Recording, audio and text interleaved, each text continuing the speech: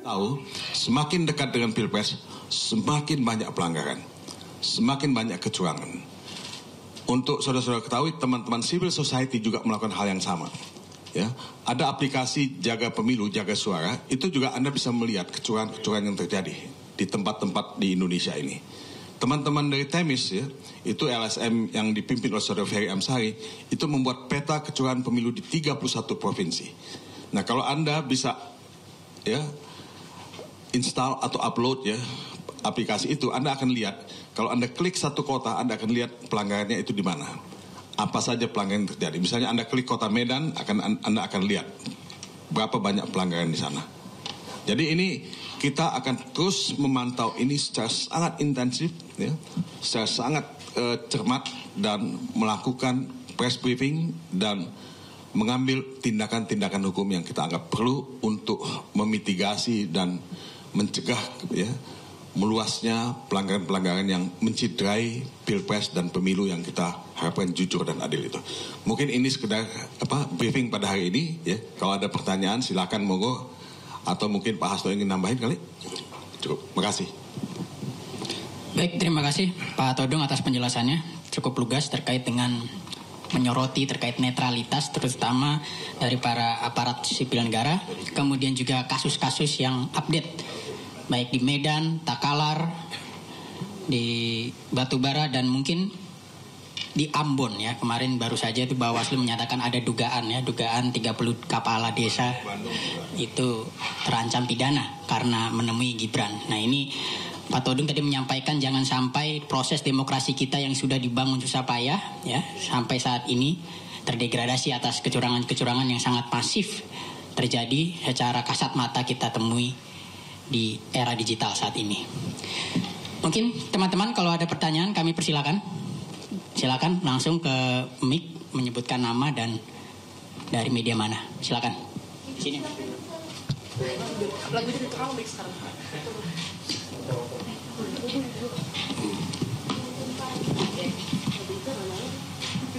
Cek, oke.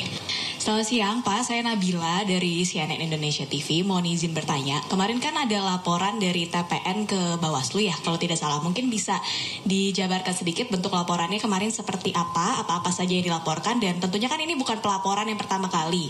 Mungkin yang sebelum-sebelumnya sudah dilaporkan oleh TPN, khususnya Deputi Hukum kepada Bawaslu, sudah ada tindak lanjutnya belum ya dari pelaporan yang sebelumnya hingga per hari ini. Kemudian yang kedua, menanggapi juga kemarin ada peretasan begitu di Instagramnya Pak Mahfud MD, mungkin bisa sedikit menanggapi soal itu. Apakah ada tindak lanjutnya juga selain tentunya ada upaya pemulihan Instagramnya kembali? Mungkin sudah diselidikikah siapa yang melakukan upaya peretasan tersebut dan sebagainya? Kurang lebih itu. Terima kasih Pak. Oke, saya baru kembali dari Medan. Ya, ketika peristiwa Batubara itu terjadi, saya sedang berada di kota Medan dan kita mengirimkan tim investigasi kita ke Batubara. Ya, itu nama kabupaten, ibu kotanya Indrapura. Ya, nah kita menemukan ya beberapa saksi yang mengetahui ada percakapan itu. Memang kepala kepolisian setempat ya dan kejaksaan mengatakan itu bukan suara mereka. Tapi seperti dikatakan oleh Pak Mahfud, kalau itu bukan suara mereka, ya kita bisa uji ya secara forensik ya hal-hal semacam ini. Jadi bisa dites apakah betul suara mereka atau tidak. Tapi ada saksi-saksi yang kita temui itu yang mengalami ketakutan. Jadi saya ingin minta ya melalui forum ini, melalui press briefing ini kepada semua pihak, saksi-saksi yang mendengarkan dan mengetahui hal ini untuk tidak takut. Taruhannya adalah nasib bangsa ini. Taruhannya adalah nasib kita semua, masa depan kita. Kita tidak ingin pemilu kita, pilpres kita cacat. Kita tidak ingin pemilu kita itu dianggap sebagai pemilu KW-KW itu, ya, pemilu kacangan. Kita ini bangsa yang dikenal sebagai negara demokratis nomor 3 di dunia.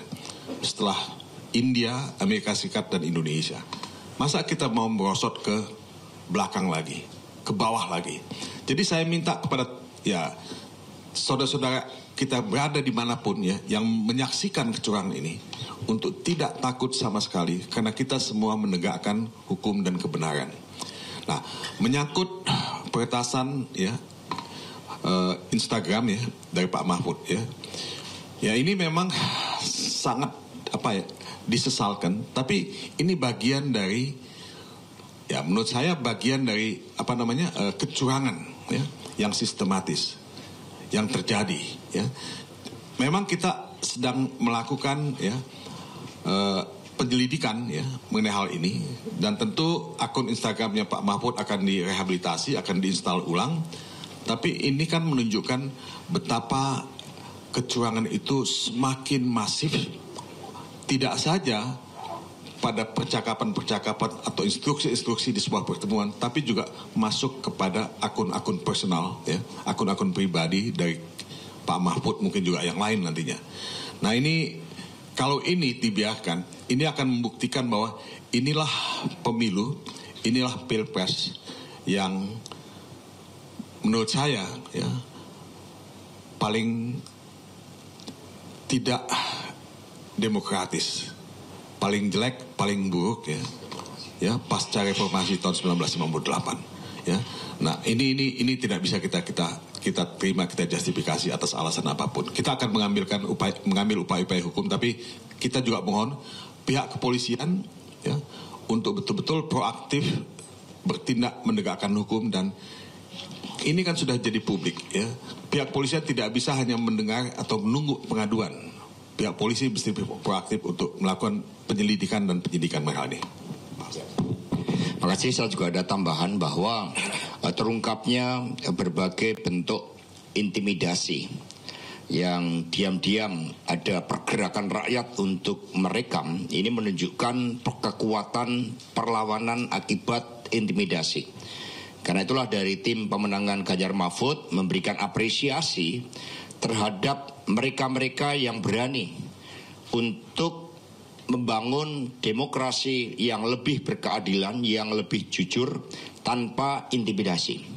Untuk itu handphone harus menjadi alat perjuangan. Dan rakyat, silakan masyarakat, setiap ada pertemuan-pertemuan yang mencurigakan, bawalah alat-alat perekam. Sehingga mereka yang akan mencoba menyalahgunakan kekuasaan akan berhadapan dengan kekuatan rakyat. Mengapa Ganjar Prof. Mahfud MD harus dihadang dengan cara-cara seperti ini? Karena kepemimpinan Pak Ganjar Prof. Mahfud muncul dari bawah. Bahkan Pak Prabowo pun takut, saking takutnya dengan Pak Ganjar, bicara omong pun hilang huruf G-nya, sehingga menjadi omon-omon. Itu huruf G aja sampai ditakutin sama Pak Prabowo. Demikian dari saya, terima kasih. Baik, terima kasih Pak Todung dan Pak Sekjen, sangat luar biasa. Informasi yang sangat lugas dan sangat menarik untuk fakta dari masyarakat itu sendiri. Silakan kalau ada rekan lain untuk bertanya, kami persilakan nama dan dari media mana. Selamat siang, saya Lina dari cnnindonesia.com. Izin bertanya Pak, terkait dengan penampakan baliho Wali Kota Medan, Mas Bobi itu ada sebuah baliho yang menampakkan beliau mengenakan seragam lengkap bersama dengan Prabowo. Nah ini menjadi keresahan bagi tim Amin, kemudian tim Amin melaporkan itu ke Bawaslu. Bagaimana TPN menanggapi hal ini Pak? Apakah TPN juga akan melayangkan laporan itu ke Bawaslu atau seperti apa? Terima kasih. Kita akan melaporkan ya, karena memang keterlibatan ya banyak pihak ya dalam kampanye. Kemarin juga waktu debat capres itu ada ajudan dari Pak Prabowo, Mayor Teddy, yang hadir dalam debat capres yang pertama. Nah ini sudah dilaporkan ya hal ini kepada pihak Bawaslu, dan juga kita lihat banyak iklan di luar ya, di media televisi misalnya, itu malah bukan setingkat wali kota. Presiden sendiri tampil dalam baliho PSI misalnya ya, dan presiden sendiri bicara di TV ya, mempromosikan PSI, bahwa PSI itu akan menang. Buat saya ini tidak pernah terjadi dalam sejarah Indonesia. Saya tidak melihat Presiden SBY melakukan hal yang sama gitu. Saya tidak melihat Presiden Megawati melakukan hal yang sama. Saya tidak melihat yang lain melakukan hal semacam ini. Buat saya ini adalah satu hal yang tidak pernah bisa kita bayangkan terjadi dalam Pilpres. Seharusnya kan presiden itu berada di atas semuanya, ya. Dan ya kalau saya bilang dalam bahasa asingnya, ini sesuatu yang politically incorrect, ya, politically incorrect, ya. Jadi kalau kita mau bicara mengenai kampanye, ya, kita mesti correct gitu, politically correct. Kalau politically incorrect semacam ini ya udah menciderai, ya. Kalau dalam indeks demokrasi dunia dari Freedom House dan majalah The Economist kita disebut demokrasi yang cacat, ya inilah akibatnya. Ya, kalau kita tidak bisa menjaga marwah demokrasi, menjaga marwah pemilu itu. Terima kasih. Baik, itu penampakan Pak Presiden di PSI. Ada yang bertanya nggak penampakan pohon yang jatuh di rumahnya Pak Prabowo?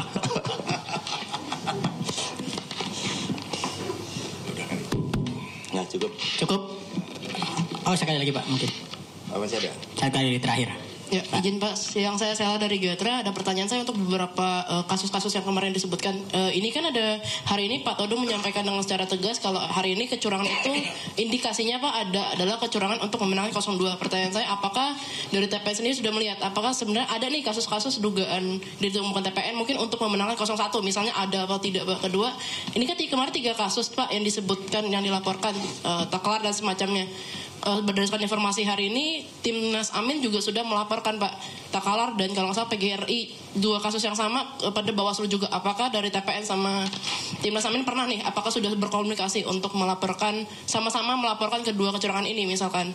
Lalu sama pertanyaan saya yang ketiga, ini kan kemarin akunnya Pak Mahfud MD diretas Pak, dan kita tahu Sabtu ini itu ada debat cawapres. Apakah dari TPN menduga kalau misalnya IG Pak Mahfud diretas ini sebenarnya mungkin ada dugaan kecurangan sistematis lainnya? Itu aja, terima kasih Pak. Ya, itu bagian dari kecurangan tentunya, ya. Kenapa akun personal Pak Mahfud itu diretas? Jadi ya pasti kita bisa tanya apa di balik itu, ya. Seperti membaca media, kita kan mesti tanya, ya, what is behind the line, ya, atau what is between the lines. Nggak semuanya ditulis di media. Jadi banyak sekali pelanggaran yang kita lihat, yang kita tidak bisa, ya, dapat pelakunya dengan gamblang, ya. Tapi kita bisa menduga seperti yang terjadi di Batubara itu, ya. Nah, ini yang namanya saksi-saksi itu ketakutan, ya, tidak mau bicara padahal dia ada di situ. Nah, kita ini punya sedikit kekosongan hukum di Bawaslu. Bawaslu itu tidak melakukan investigasi ke lapangan. Dia menunggu laporan, ya, dari pelapor. Nah, kita sudah melakukan pelaporan, ya. Tim Amin juga sudah melakukan pelaporan. Mudah-mudahan laporan yang dilakukan oleh TPN, ya, oleh tim Ganjar Mahfud dan tim Amin itu akan di follow up oleh Bawaslu, ya, secepat mungkin karena waktunya juga terbatas, ya. Jadi apakah ada, ya, kampanye atau konspirasi terhadap paslon nomor 1? Ya, saya kira sih saya tidak ingin menjawab hal semacam itu sekarang ini, ya. Yang jelas, yang kasat mata yang saya tahu, keuntungan yang diberikan oleh konspirasi yang terjadi di Takalar, di Medan maupun di Batubara itu untuk paslon nomor 2. Ya, terima kasih. Ada tambahan dari Pak Sekjen? Sudah cukup Pak? Cukup. Baik, terima kasih teman-teman media atas kehadirannya pada hari ini. Semoga pemilu 2024 nanti ini akan menjadi pemilu yang terus demokratis dan Ganjar Mahfud menang. Terima kasih. Wassalamualaikum warahmatullahi wabarakatuh.